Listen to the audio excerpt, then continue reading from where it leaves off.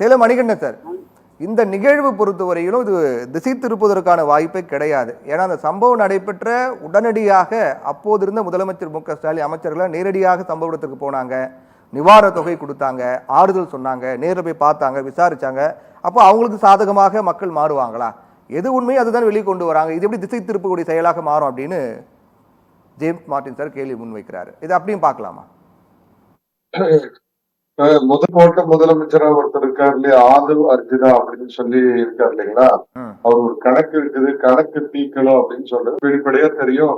திமுக மனசுக்குள்ள வச்சுதான் அதை சொல்றாரு. இது திமுக தான் இதை நாங்க அப்படின்னு சொல்லி. நான் என்ன கேக்குறேன்னா, இன்னைக்கு நீ ஆளக்கூடிய இடத்துல வந்திருக்கிறீங்க, தமிழகத்தில் நீங்க முதலமைச்சரா இருக்கிறீங்க. அஜய் ரஸ்தோகி மரியாதைக்குரிய ஓய்வு பெற்ற நீதிபதி போய் பார்த்து இந்த வழக்கை உடனடியா துரிதப்படுத்துங்க, சார்ஜ் ஷீட்டை உடனடியா ஃபைல் பண்ணுங்கன்னு சொல்லி திமுக சார்ஜ் குடிச்சு போட சொல்லுங்க. அதுக்கு ஏன் பண்ண மாட்டேங்கிறீங்க? போய் சினிமா டைலாக் ஓடு ஓடு ஓடு ஓடு வரா வரா வரா வரா, இந்த சினிமா தான் பார்த்து பார்த்து எங்களுக்கு போர் அடிச்சு போயிட்டேன். ஐயா, உங்களை படிப்பு நடந்து 41 உங்க வாதம் வந்து கொண்டது வந்து திமுக கார அன்றைய முதலமைச்சர் மு க ஸ்டாலின் அவருடைய காவல்துறை தானே.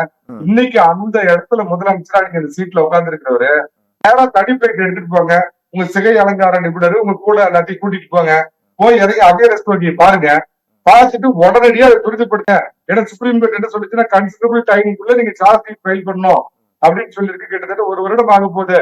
சார்ஜ் ஷீட்டை உடனடியா ஃபைல் பண்ணுங்க, குற்றவாளி வந்து பண்ணுங்கன்னு தமிழக அரசு போய் வலியுறுத்தலாமே. நான் விஜய சொல்ல, தமிழக அரசு போய் வலியுறுத்தினா சார்ஜ் குற்றவாளின்னு வரப்போகுது. ஏன்னா போக மாட்டார். நான் இன்னைக்கு சொல்றேன், மார்க் மை வேர்ட், சிபிஐயோட சார்ஜ் ஷீட்ல தமிழக அரசும் குற்றவாளி, ஜோசப் விஜயும் குற்றவாளின்னு வரும்.